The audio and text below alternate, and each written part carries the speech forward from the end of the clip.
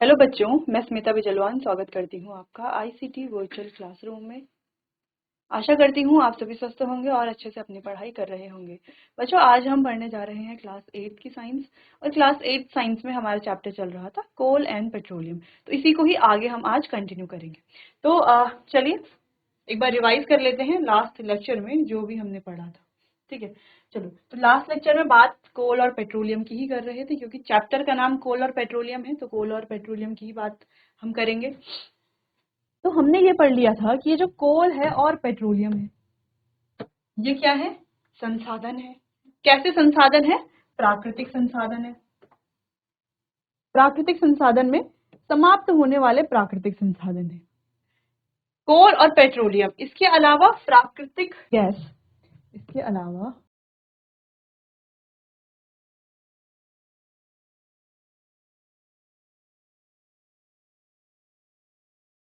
प्राकृतिक गैस, इन सभी को क्या कहा जाता है? जीवाश्म ईंधन कहा जाता है। क्यों कहा जाता है? क्योंकि ये मृत प्राणियों के, मृत वनस्पति के अवशेषों से मिलकर के बनते हैं, इसीलिए इन्हें जीवाश्म ईंधन यानी कि फॉसिल फ्यूल कहा जाता है। ठीक है, फिर हमने बात की थी फॉर्मेशन की, कोल, पेट्रोलियम और नेचुरल गैस यानी कि प्राकृतिक गैस का फॉर्मेशन कैसे होता है, कैसे ये बनते हैं। तो हमने देखा था कैसे मृत वनस्पति धीमे प्रक्रम में, हाई टेम्परेचर और हाई प्रेशर में धीरे धीरे कोयले में परिवर्तित होती है। इस प्रोसेस को कार्बनाइजेशन कहा जाता है। ठीक है, और इसीलिए हम कोयले को फॉसिल फ्यूल भी कहते हैं, क्योंकि ओवर मिलियंस ऑफ ईयर में ये मृत वनस्पति के अवशेषों से बन रही है। सेम ऐसे ही पेट्रोलियम में हमने पढ़ा था कि पेट्रोलियम समुद्र में रहने वाले जीवों से बनता है। जीवों से कैसे? जब वो मृत हो जाते हैं तो उनकी जो मृत बॉडीज हैं वो समुद्र के पेंदे में जाकर के सेटल हो जाती हैं। धीरे धीरे उनके ऊपर मिट्टी की और लेयर्स आ जाती हैं, जिससे वो मिट्टी के अंदर क्या हो जाते हैं? और दब जाते हैं। वहां पर वायु की अनुपस्थिति होती है, उच्च तापमान होता है, उच्च दाब होता है, जिससे कि धीरे धीरे वो पेट्रोलियम और प्राकृतिक गैस में परिवर्तित हो जाते हैं। ठीक है, ठीक है, क्लियर है? इतना इतना हो गया था।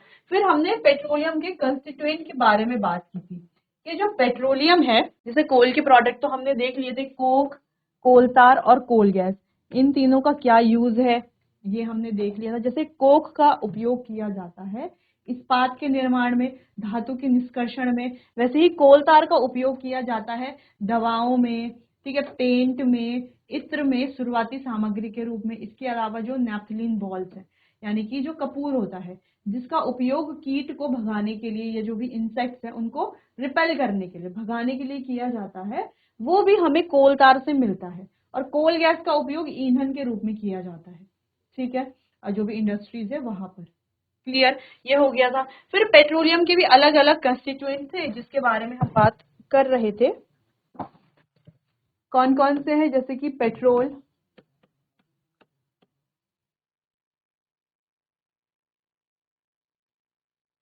डीजल, इसके अलावा मिट्टी का तेल,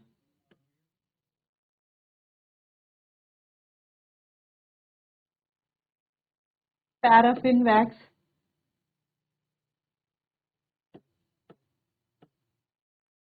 ल्यूब्रिकेटिंग ऑयल,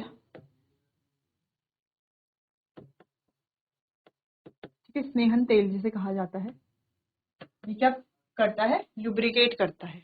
ठीक है, मशीन्स में, ठीक है, वहां पर हम इसका यूज करते हैं। तो ये हमने इसके अलग अलग संघटक पढ़े थे। फिर इन संघटक के क्या क्या यूजेस हैं और कैसे हम इन्हें अलग करते हैं। तो इन्हें बच्चों अलग किया जाता है, पेट्रोलियम की क्या की जाती है? रिफाइनिंग की जाती है। पेट्रोलियम की रिफाइनिंग की जाती है। अच्छा, पेट्रोलियम की रिफाइनिंग कहाँ पर की जाती है?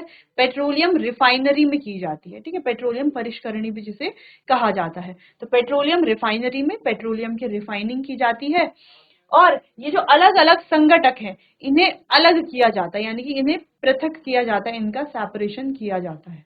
ठीक है, सेपरेशन करने के बाद ये जो कंस्टिट्यूएंट हमें मिलते हैं इनके अलग अलग यूजेस हैं। जैसे कि पेट्रोल, तो पेट्रोल का उपयोग किया जाता है हल्के स्वचालित वाहन को चलाने के लिए, जैसे कि कार है, मोटरसाइकिल है, स्कूटर है। इसके अलावा ड्राई क्लीनिंग में भी पेट्रोल का उपयोग किया जाता है। मिट्टी के तेल की बात करें तो मिट्टी के तेल का उपयोग किया जाता है लैंप को जलाने के लिए, ठीक है, एज अ फ्यूल किया जाता है इसका उपयोग। डीजल की बात करें तो डीजल का उपयोग भारी मोटर वाहनों को चलाने के लिए किया जाता है और इलेक्ट्रिक जनरेटर्स को भी चलाने के लिए इसका ही उपयोग किया जाता है। पैराफिन वैक्स का उपयोग ऑइंटमेंट बनाने के लिए, इसके अलावा मोमबत्ती बनाने के लिए, क्रेयॉन्स बनाने के लिए वैक्स का उपयोग किया जाता है। ल्यूब्रिकेटिंग ऑयल ल्यूब्रिकेशन के लिए यूज किया जाता है। इसके अलावा और भी कंस्टिट्यूएंट है जैसे कि बिटुमेन है, ठीक है, बिटुमेन या डामर, इसका उपयोग किया जाता है सड़क निर्माण के लिए। पेंट्स में डामर का उपयोग यानी कि बिटुमेन का उपयोग किया जाता है। इसके अलावा अगर हम बात करें पेट्रोलियम गैस, ये भी क्या है, इसका एक कॉन्स्टिट्यूएंट है। तो हम क्या कह सकते हैं, पेट्रोलियम गैस। तो पेट्रोलियम गैस से जो है हमें क्या मिलता है, एलपीजी, ठीक है, जिसको हम लिक्विफाइड पेट्रोलियम गैस, तो है तो पेट्रोलियम गैस लेकिन इसको क्या किया जाता है, लिक्विफाई किया जाता है कंप्रेस करके हाई प्रेशर पर, ठीक है। तो हाई प्रेशर पर इसे संपीड़ित करके जो है पेट्रोलियम लिक्विफाइड पेट्रोलियम गैस के रूप में भंडारित किया जाता है और सिलेंडर्स में भंडारित किया जाता है यानी कि स्टोर किया जाता है, ठीक है। तो यहाँ तक लास्ट लेक्चर में हमने इतना तक तो कंप्लीट कर लिया था। आज इससे आगे हमें बढ़ना है, ठीक है। तो चलिए बच्चों स्टार्ट करते हैं। तो यहाँ पर आप देख सकते हैं जो जो हमने टॉपिक पढ़ लिए थे लास्ट लेक्चर में, ठीक है।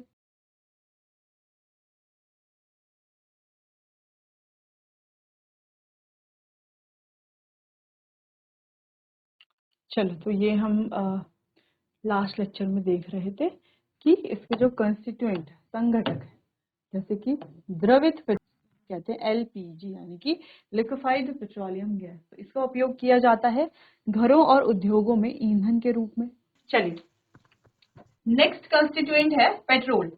पेट्रोल का उपयोग जैसे कि हमने अभी बात की मोटर ईंधन के रूप में। मोटर ईंधन यानी कि जो हमारे हल्के स्वचालित वाहन होते हैं, कार है, स्कूटर है, मोटरसाइकिल है, इनके लिए ईंधन के रूप में किया जाता है। और पेट्रोल से तो आप भली भांति परिचित हैं, आप जानते हैं जिन गाड़ियों में आप बैठ करके जाते हैं सब किस पर चलती हैं, पेट्रोल पर ही चलती है, ठीक है। इसके अलावा शुष्क धुलाई के लिए एक विलायक यानी कि सॉल्वेंट के रूप में इसका उपयोग किया जाता है। शुष्क धुलाई आप जानते हैं ड्राई क्लीनिंग जिसे कहा जाता है। अगला मिट्टी का तेल। मिट्टी का तेल का उपयोग स्टोव में उनको जलाने के लिए, लैंप जलाने के लिए और जेट वायुयान में ईंधन के रूप में इसका उपयोग किया जाता है, ठीक है। अगला है डीजल। डीजल भारी मोटर वाहनों में ईंधन के रूप में यूज किया जाता है। अब भारी मोटर वाहन जैसे कि ट्रक हो गया, ट्रैक्टर हो गया, जैसे हमने बात की हल्के स्वचालित वाहन में तो हम पेट्रोल भरवाते हैं, है ना, जो हमारे कार होती है, स्कूटर है, मोटरसाइकिल है। इसके अलावा जो भारी मोटर वाहन होते हैं जैसे ट्रक हैं, ट्रैक्टर हैं, तो उन सभी में किसका उपयोग किया जाता है, एज अ फ्यूल डीजल का उपयोग किया जाता है, ठीक है। और जो हमारे इलेक्ट्रिक जनरेटर्स हैं, विद्युत जनरेटरों के लिए भी ईंधन के रूप में डीजल का उपयोग किया जाता है। अगला है स्नेहक तेल। स्नेहक तेल का काम है स्नेहन देना, ल्यूब्रिकेशन देना, ठीक है, जो मशीन्स होती हैं वहां पर इसको यूज किया जाता है। पैराफिन मोम, पैराफिन वैक्स भी जिसे कहा जाता है, तो इसका उपयोग ऑइंटमेंट यानी कि मरहम के लिए, मोमबत्ती में, वैसलीन, इसके अलावा क्रेयॉन्स जो हमारे कलर्स भी होते हैं, वैक्स कलर्स आते हैं, तो वो सभी किससे बन रहे हैं, पैराफिन वैक्स से बनाए जाते हैं। अगला है बिटुमेन। तो बिटुमेन का उपयोग पेंट और सड़क निर्माण में किया जाता है। तो सड़क बनाने के लिए बिटुमेन का उपयोग किया जाता है। तो आपके एनसीईआरटी में जो क्वेश्चन आंसर्स हैं, तो वहां पर एक क्वेश्चन ये भी है कि बिटुमेन का उपयोग क्यों किया जाता है, कहाँ किया जाता है, ऐसा करके कुछ क्वेश्चन है। ये हमें कहाँ से मिलता है, तो बिटुमेन है क्या, पेट्रोलियम का एक संघटक है, ठीक है, जिसे हम क्या करते हैं, पेट्रोलियम से सेपरेट करते हैं रिफाइनिंग करके, ठीक है, पेट्रोलियम रिफाइनरी में। और इसका उपयोग किया जाता है पेंट एवं सड़क निर्माण में, ठीक है। इतना क्लियर है। चलो तो ये हमने लास्ट लेक्चर में पढ़ लिया था। अब जो हमने इस टेबल में देखा था वो यहाँ पर भी लिखा गया है इंग्लिश में, ठीक है। तो आप चाहे तो वो वाला नोट कर लीजिए या ये वाला नोट कर लीजिए, बाकी इतना नोट करने की इसकी आवश्यकता नहीं है क्योंकि आपके एनसीईआरटी में भी ये टेबल बना हुआ है, ठीक है, तो आप उससे देख सकते हैं। अब आगे बढ़ते हैं और बात करते हैं प्राकृतिक गैस की। अब प्राकृतिक गैस का फॉर्मेशन कैसे होता है ये हम पहले पढ़ चुके हैं। अब आप कहेंगे कब हमने पढ़ा, हमने तो कोल और पेट्रोलियम के फॉर्मेशन के बारे में बात की थी।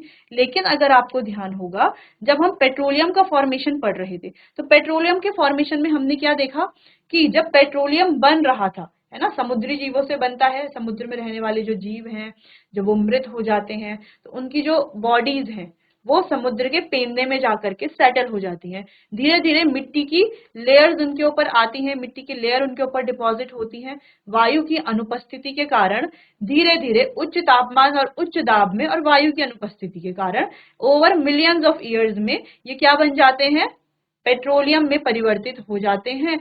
और पेट्रोलियम के साथ साथ प्राकृतिक गैस भी बनते हैं। ठीक है, तो पेट्रोलियम और प्राकृतिक गैस हमें ऐसे मिलती है। क्लियर है इतना? चलो, तो फॉर्मेशन की बात तो हो गई, हमें वहीं पर ही क्लियर हो गया था। अब आगे इसके बारे में कुछ और बातें करते हैं। ठीक है, तो कुछ और चीजें समझते हैं जो हमें पहले से पता है थोड़ा बहुत। जैसे ये जो प्राकृतिक गैस है बच्चों, इस प्राकृतिक गैस को कंप्रेस किया जाता है। देखो, गैस को ऐसे ही तो स्टोर कर नहीं सकते, कैसे स्टोर करेंगे, इसको कंप्रेस करके। जैसे हमने एलपीजी के बारे में पढ़ा था, तो एलपीजी में हमने क्या पढ़ा था कि है क्या, ये पेट्रोलियम गैस, लेकिन कैसे, लिक्विफाइड, यानी कि इसको क्या किया जाता है, इसको लिक्विड में कन्वर्ट किया जाता है। कैसे कन्वर्ट किया जाता है, हाई प्रेशर पर। ठीक है, इसको कंप्रेस करके जो है फिर सिलेंडर्स में स्टोर किया जाता है। तो वैसे ही नेचुरल गैस को भी कंप्रेस किया जाता है। ठीक है, और जो गैसेस होती हैं वो हाईली कंप्रेसिबल होती हैं। अगर हम सॉलिड की बात करते हैं, सॉलिड, मान लो कोई भी सॉलिड है हमारे पास, कोई भी ठोस, जैसे ये पेन है, लकड़ी है, कोई भी कागज है, सब सॉलिड है। क्या इन्हें कंप्रेस किया जा सकता है? नहीं किया जा सकता। तो सॉलिड को कंप्रेस नहीं किया जा सकता। अगर हम लिक्विड की बात करते हैं, कोई भी लिक्विड है, मान लो पानी है, ठीक है, तो क्या पानी को कंप्रेस किया जा सकता है? पानी को भी कंप्रेस करना ऑलमोस्ट इम्पॉसिबल ही है। ठीक है, तो नहीं किया जा सकता पानी को भी कंप्रेस, लेकिन थोड़ा बहुत हम कर सकते हैं, थोड़ा बहुत। ठीक है, क्लियर? तो इतना ज्यादा इसको भी करना क्या है, मुश्किल ही है। लेकिन जब हम गैसेस की बात करते हैं, तो गैसेस को कंप्रेस करना क्या है, बहुत इजी है। ये हाईली कंप्रेसिबल होती हैं और इजीली कंप्रेस हो जाती है। कंप्रेस करने का मतलब है संपीड़ित करना। जैसे मान लो आपके पास ये स्टोरेज बॉक्स है, ठीक है, अब इस स्टोरेज बॉक्स में आपको क्या करना है, 4 जैकेट्स को या कोई भी फूली हुई चीज जैसे आप समझते हो, या कोई 4 बड़े स्पंज के टुकड़े हैं, ठीक है, उनको स्टोर करना है। ठीक है, तो ये स्टोरेज बॉक्स में आपने पहला जैकेट रखा, दूसरा जैकेट रखा, तीसरा जैकेट रखा और चौथा जैकेट रखा। अब आप देख रहे हो कि स्टोरेज बॉक्स तो इतना ही है, स्टोरेज बॉक्स से बाहर आ रहे हैं जैकेट। तो आप क्या करोगे, इसके ऊपर क्या लगाओगे, हाथ से प्रेशर डालोगे। क्या करोगे, इसको प्रेस करोगे। ठीक है, जब आप प्रेस करोगे तो ये क्या होगा, ये जो फूली हुई है ना जैकेट, क्यों फूली हुई है, क्योंकि इनके अंदर एयर ट्रैप है। इसके अंदर से जो एयर है वो बाहर निकलेगी, निकलेगी बाहर एयर। तो जब एयर बाहर निकलेगी तो ये क्या हो जाएंगे, नीचे आ जाएंगे। ठीक है, यानी कि कंप्रेस हो जाएंगे। या आप मान लो इसके ऊपर क्या रख लो, कोई भारी रख लो 1-1 किलो का, या आप 5 kg का कोई वाट रख दो इसके ऊपर, यानी कि 5 kg का वजन रख दो इसके ऊपर। ठीक है, तो जब आप इसके ऊपर वजन रखोगे या इसको हाई प्रेशर से हाथ से ही कंप्रेस करोगे, तो आप क्या देखोगे कि ये सब नीचे आ जाएंगे जैकेट्स, और ये कुछ समय बाद जो है कुछ कुछ ऐसा दिखाई देगा। ये स्टोरेज था, तो स्टोरेज में जैकेट जो है इतने उसमें आ जाएंगे, इतने उसमें आ जाएंगे, इससे भी कम। ठीक है, और कंप्रेस करोगे तो इतने में भी आ जाएंगी जैकेट। तो ये क्या हो जाती है, पहले वो इतनी थी, जब हमने उसके ऊपर प्रेशर डाला तो प्रेशर डाल करके वो कैसी हो गई, इतनी हो गई। तो ऐसी गैसेस को क्या किया जाता है, गैसेस को भी ऐसे ही कंप्रेस किया जाता है। कैसे, प्रेशर डाल करके, यानी कि हाई प्रेशर पर उन्हें कंप्रेस किया जाता है। ठीक है, और कंप्रेस करके क्या करेंगे, कंप्रेस करके इन्हें स्टोर किया जाता है बच्चों सिलेंडर्स में। ठीक है, ये कंप्रेस करके ही इसे भंडारित किया जाता है। ठीक, अब ये जो प्राकृतिक गैस है इसे कहा ही जाता है सीएनजी, यानी कि कंप्रेस्ड नेचुरल गैस, संपीड़ित प्राकृतिक गैस।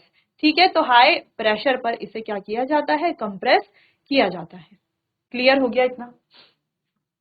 चलो, इसके अलावा बच्चों इसे कहा जाता है क्लीन फ्यूल, यानी कि स्वच्छ ईंधन। अब इसे स्वच्छ ईंधन क्यों कहा जाता है, क्योंकि ये पॉल्यूशन फ्री है, यानी कि ये बहुत कम पॉल्यूशन करता है, बहुत कम पॉल्यूशन करता है।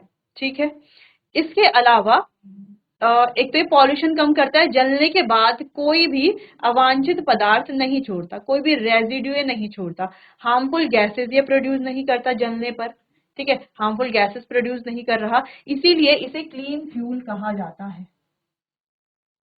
अब क्या किया जाता है, अब वाहनों में भी हम क्या कर रहे हैं, सीएनजी का उपयोग कर रहे हैं। तो आपने देखा होगा बहुत सारे व्हीकल्स हैं जो सीएनजी पर चलते हैं, इसका मतलब वो पॉल्यूशन बहुत कम करते हैं, ठीक है। इसके अलावा अगर हम पेट्रोल डीजल की बात करें,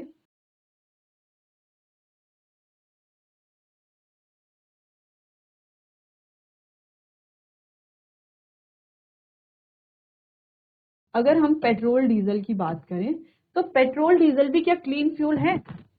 तो बच्चों पेट्रोल और डीजल क्लीन फ्यूल नहीं है। क्यों नहीं है क्लीन फ्यूल? सीएनजी क्यों है? सीएनजी तो इसीलिए क्योंकि ये कोई पॉल्यूशन वाली गैस नहीं प्रोड्यूस कर रहा है, पॉल्यूशन प्रोड्यूस नहीं कर रहा, हार्मफुल गैसेस प्रोड्यूस नहीं कर रहा, कोई रेजिड्यू प्रोड्यूस नहीं कर रहा। जबकि पेट्रोल और डीजल जब जलते हैं मतलब जब हम इन्हें वाहनों पे यूज करते हैं, तो ये जल ही तो रहे हैं, तभी तो ये व्हीकल्स पे एनर्जी प्रोड्यूस करेंगे। एक तरह से हम समझने के लिए ऐसा कह सकते हैं, ठीक है। तभी तो व्हीकल्स चलते हैं पेट्रोल और डीजल की मदद से, ठीक है। लेकिन ये जो पेट्रोल और डीजल है, तो जब ये हम व्हीकल में डालते हैं, व्हीकल्स को चलाते हैं, तो ये क्या करते हैं, बहुत ज्यादा हार्मफुल गैसेस प्रोड्यूस करते हैं, जैसे सल्फर और नाइट्रोजन के ऑक्साइड ये प्रोड्यूस करते हैं।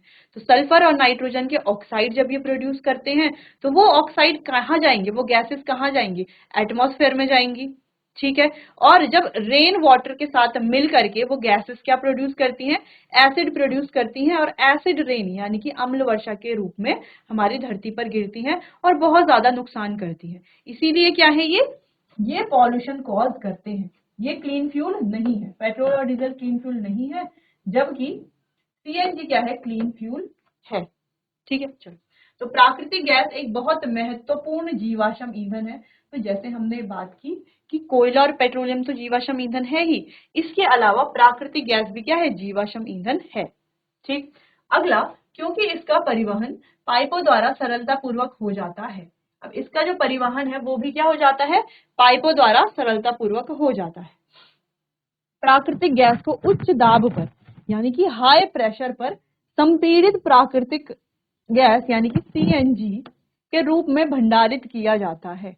तो ऐसे ही तो स्टोर कर नहीं सकते, लेकिन हाई प्रेशर पर इसे कंप्रेस करके सीएनजी के रूप में स्टोर करके रखा जाता है। सीएनजी का उपयोग ऊर्जा उत्पादन हेतु किया जाता है, यानी कि एनर्जी प्रोडक्शन में इसका उपयोग हम करते हैं। अब इसका उपयोग परिवहन वाहनों में ईंधन के रूप में भी किया जा रहा है, ठीक है। तो जैसे हमने कहा, जैसे हमने बात कर ली थी स्टार्टिंग में, अब इसे जो है वाहनों में भी हम उपयोग करते हैं। क्यों करते हैं? क्योंकि ये क्या है, कम प्रदूषणकारी है, यह एक स्वच्छ ईंधन है, यानी कि क्लीन फ्यूल है, ठीक है, क्योंकि यह प्रदूषण कम कर रहा है। सीएनजी का अधिक लाभ यह है कि इसे घरों और कारखानों में सीधा जलाया जा सकता है, यानी कि इसे डायरेक्टली बर्न किया जा सकता है, जहां इसकी आपूर्ति पाइपों के माध्यम से की जा सकती है, ठीक है। यानी कि ये क्या है, ये गैस, अगर हम सीएनजी की बात करें, एक क्लीन फ्यूल है, ठीक है, क्योंकि ये पॉल्यूशन नहीं कर रहा, क्लियर है, पॉल्यूशन नहीं कर रहा।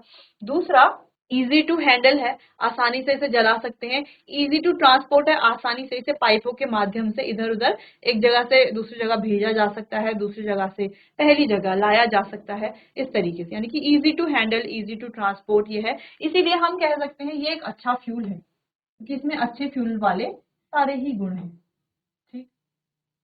इतना समझ में आया? अब इतना आप नोट कर लीजिए, फिर आगे बढ़ते हैं।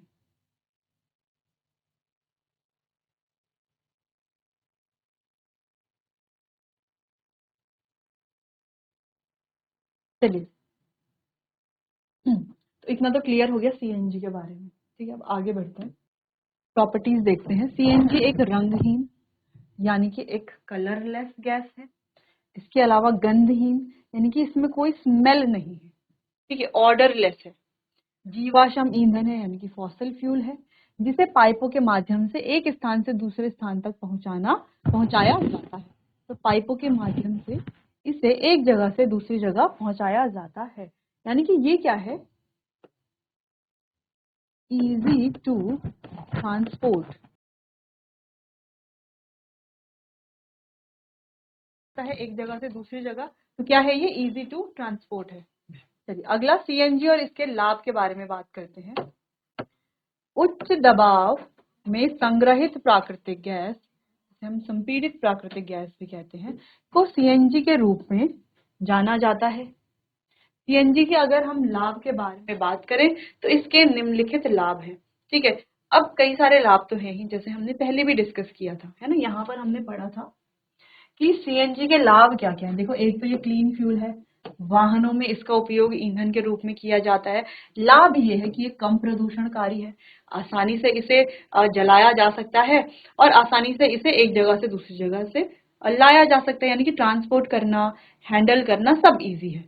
ठीक है, तो चलिए यही है कि यह एक स्वच्छ ईंधन है, पहला लाभ तो इसका ये है। दूसरा कि यह कम प्रदूषणकारी है, ज्यादा पॉल्यूशन प्रोड्यूस नहीं करता। तीसरा ये भी है कि ये अपने पीछे कोई रेजिड्यू नहीं छोड़ता, यानी कि कोई भी अवांछित पदार्थ ये जलने के बाद नहीं छोड़ता। जैसे हम लकड़ी की बात करते हैं, तो लकड़ी जब जलती है तो जलने के बाद राख, कोयला, कई सारी चीजें ये छोड़ती है और हार्मफुल गैसेस भी प्रोड्यूस करती है, कार्बन डाइऑक्साइड, कार्बन मोनोऑक्साइड जैसी गैसेस प्रोड्यूस करती है। ठीक है, लेकिन यहाँ पर ऐसा नहीं होता, इसका उपयोग सीधे जलाने के लिए किया जा सकता है, तो डायरेक्टली जलाने के लिए भी इसका उपयोग किया जा सकता है। अच्छा, ये गैस होती कहाँ कहाँ पर है, तो प्राकृतिक गैस त्रिपुरा, राजस्थान, महाराष्ट्र, तमिलनाडु और आंध्र प्रदेश के कुछ हिस्सों में पाई जाती है। क्लियर है कि कहाँ कहाँ ये पाई जाती है प्राकृतिक गैस। ठीक है, तो चलिए इतना अब आप समझ गए हैं प्राकृतिक गैस के बारे में, तो ये पॉइंट्स आपको क्या करने हैं, नोट कर लेने हैं, फिर आगे कंटिन्यू करते हैं।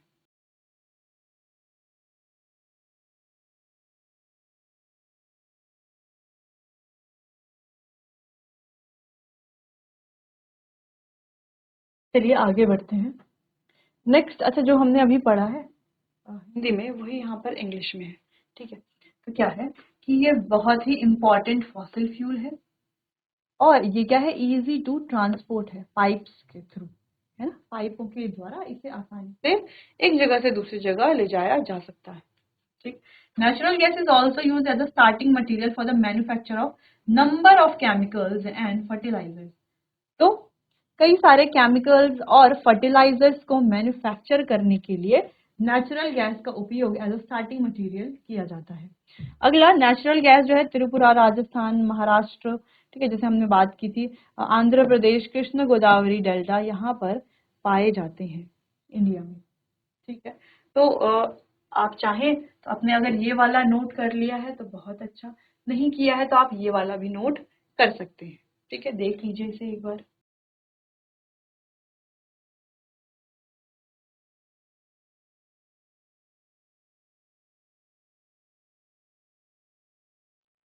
चलिए आगे बढ़ते हैं। अब आगे बढ़ते हैं और बात करते हैं एक इम्पॉर्टेंट टॉपिक पर। कुछ प्राकृतिक संसाधन सीमित हैं। आपने इस अध्ययन के प्रारंभ में पढ़ा है कि कुछ प्राकृतिक संसाधन जैसे कि जीवाश्म ईंधन, वन, खनिज, अच्छा जीवाश्म ईंधन में कौन कौन से आ रहे हैं हमारे, कोयला, पेट्रोलियम और प्राकृतिक गैस, ठीक है, वन, खनिज आदि समाप्त होने वाले होते हैं। ठीक है, कैसे संसाधन है ये, प्राकृतिक संसाधन तो है, लेकिन कैसे प्राकृतिक संसाधन, समाप्त होने वाले प्राकृतिक संसाधन, यानी कि ये कैसे हैं, सीमित मात्रा में है। ठीक है, कैसे है ये, सीमित मात्रा, यानी कि लिमिटेड क्वांटिटी में हमारे पास ये है। तो अगर हम इनका अधिक उपयोग करते हैं तो क्या होगा, अगर हम इनका अधिक उपयोग करेंगे तो एक समय के बाद क्या होगा, ये समाप्त हो जाएंगे और आने वाली जो फ्यूचर जनरेशन है उनको ये देखने को तक नहीं मिलेंगे, उनके लिए नहीं बचेंगे। तो हमें क्या करना है, इनका ज्यादा उपयोग नहीं करना है, ताकि हम फ्यूचर जनरेशन के लिए इसे क्या कर सके, सेव कर सके। दूसरा ये है कि ज्यादा उपयोग करने से क्या करते हैं, ये पॉल्यूशन कॉज करते हैं, तो ज्यादा उपयोग करेंगे तो पॉल्यूशन कॉज करेंगे ये। तो इनको कम उपयोग करने के हमारे फायदे ही हैं, एक तो फ्यूचर जनरेशन के लिए बचा लेंगे, दूसरा क्या है, पॉल्यूशन भी कम रहेगी। ठीक है, चलो देखते हैं इसे। आप जानते हैं कि कोयला और पेट्रोलियम जीवाश्म ईंधन है। ठीक है, मृत जीवों के ईंधन में परिवर्तन के लिए लाखों वर्ष का समय लगता है और इनको ईंधन बनने में, किनको, ये जो मृत जीव हैं, मृत वनस्पति है, कितना समय लग रहा है, मिलियंस ऑफ ईयर, यानी कि लाखों वर्षों का समय लग जाता है। दूसरी ओर इनके ज्ञात भंडार कुछ 100 वर्ष और चलने वाले हैं, ठीक है, कुछ 100 वर्ष और चलेंगे। इसके अतिरिक्त इन ईंधनों का जलना वायु प्रदूषण का प्रमुख कारण है। तो जैसे कि हमने कहा कि अभी हमारे पास इनके कुछ क्या है, भंडार हैं जो कुछ 100 वर्ष और चलेंगे, उसके बाद जो है वो समाप्त हो जाएंगे। दूसरी चीज, अगर हम ज्यादा यूज करते हैं तो वायु प्रदूषण का भी ये क्या है, एक प्रमुख कारण है। ठीक, इनका संबंध विश्व उष्णन, जिसे हम क्या कहते हैं, ग्लोबल वार्मिंग, तो ग्लोबल वार्मिंग से भी है। अतः यह आवश्यक है कि हम इन ईंधनों का उपयोग तभी करें जब नितांत आवश्यक हो, जब इनकी बहुत ज्यादा आवश्यकता हो तभी हमें इनका उपयोग करना चाहिए। इसके परिणाम स्वरूप पर्यावरण बेहतर बनेगा, विश्व उष्णन जिसको हम कहते हैं ग्लोबल वार्मिंग का खतरा कम रहेगा, और ईंधनों की उपलब्धता लंबे समय तक होगी। यानी कि जो हमने अभी कहा था स्टार्टिंग में कि अगर हम इन ईंधनों का उपयोग कम करते हैं या केवल तभी करते हैं जब इनकी आवश्यकता हो, और करना भी तभी चाहिए जब बहुत ज्यादा आवश्यकता हो, ठीक है, तो क्या होगा, एक तो हम इन्हें जो है लंबे समय तक क्या कर पाएंगे, सेव कर पाएंगे फ्यूचर जनरेशन के लिए भी, यानी कि बेसिकली इनकी उपलब्धता लंबे समय तक रहेगी, पहला। दूसरा ये कि हम पॉल्यूशन को भी कंट्रोल कर सकते हैं, पॉल्यूशन से जो ग्लोबल वार्मिंग हो रही है वो भी कंट्रोल में आ जाएगी अगर हम इनका कम उपयोग करते हैं तो कम उपयोग करने के फायदे ही फायदे हैं, ज्यादा उपयोग करने के नुकसान ही है, कि पॉल्यूशन भी होगा, ग्लोबल वार्मिंग भी होगी। तीसरा ये है कि समाप्त भी हो जाएंगे, फ्यूचर जनरेशन के लिए बचेंगे भी नहीं, ठीक है। चलिए, तो इतना क्लियर है, एक बार आप इसे देख लीजिए।